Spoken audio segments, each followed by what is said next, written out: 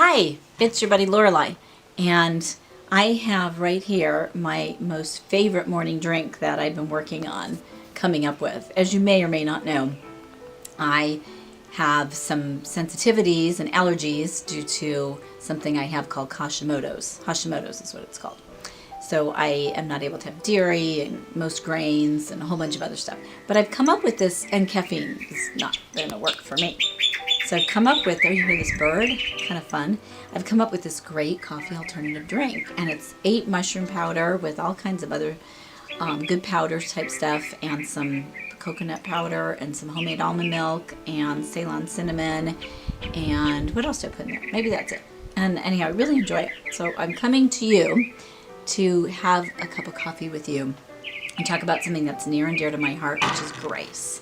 You know, I love words, love them. That's my attorney background. I love words. I love reading. I love studying words. And grace is always a word that I've really just hung on to. I've always thought it was a great word. If ever I was going to have a daughter, which I didn't, I would have named her Grace.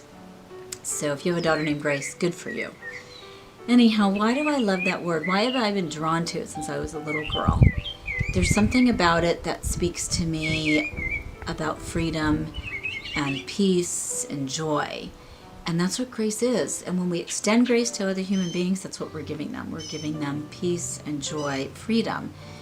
It's because somebody did something that was unkind, and we could have either taken offense and gotten really upset with that person, taken it personally, held a grudge for years to come, or extended grace. Immediately, just grace. And you know, that's what God does to us. In my faith belief, which is a Christian, that's what God does. He gave us Jesus to give us grace for our nature.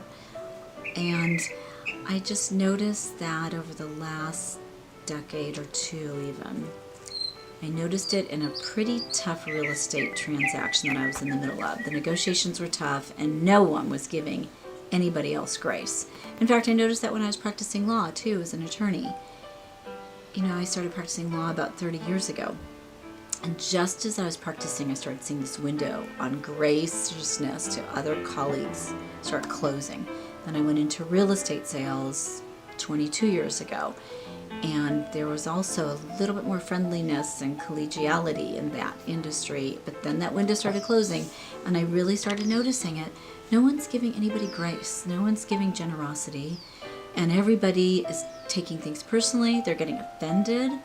And they're just out for themselves. Put themselves first and their own needs first. It broke my heart. It really broke my heart to see that. And it continues to break my heart. And this year in particular, I see that that part of our culture that's developed without us even knowing it. I do it too, mind you. I take offense and I get really upset with people and I take things personally. And yet oftentimes I think to myself, do they really mean to offend me personally? Or is it just what they're going through that is somehow enveloping them and the way they speak and move that then it takes me back?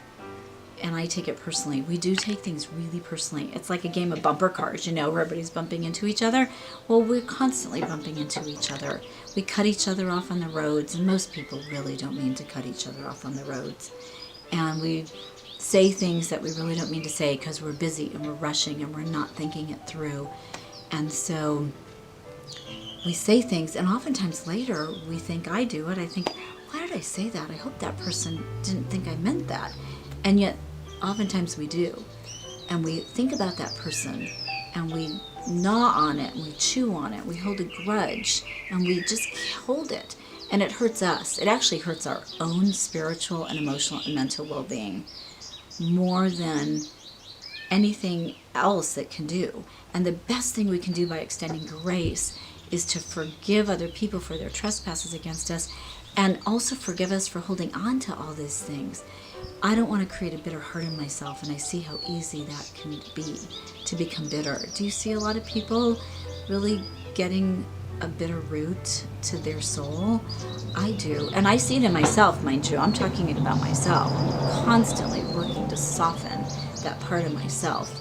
I just think it's such a part of our culture. I don't know why it happened, this way. I'm sure there's people out there who have theories.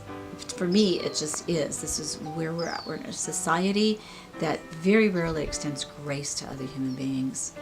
And even to animals. You see people treating their pets so terribly. The other day, a lady was walking in my neighborhood, and by the way, you're in my backyard.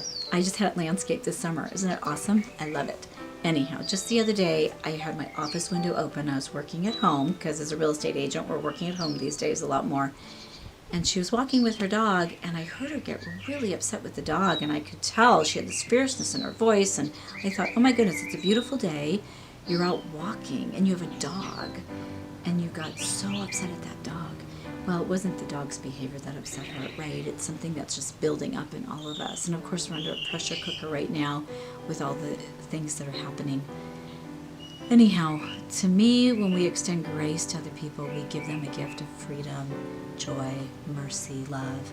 I love getting grace. I love it when people give me grace because I behave terribly towards them and said or did something that was just unkind or even rude, and they gave me grace. They just let it go, or they just turned around and I said, I'm so sorry, and they said, oh, I forgive you, don't worry about it. I try to do that. I know we all do, and yet think about it. Just do me a favor and really think about grace. Journal about grace. Meditate about it. Think about it. Really be intentional about how you can implement grace in your life. I think it will make a big difference. I don't think it will make a big difference. I believe it will make a big difference in our community, in our families, in our relationships. If we start just extending unmerited forgiveness towards other people, just like our Father God does for us. That word is so beautiful. Amazing grace. How sweet the sound. I want to hear all your stories about grace and what you're doing. Let's start a movement, and let's start it today. Rock on.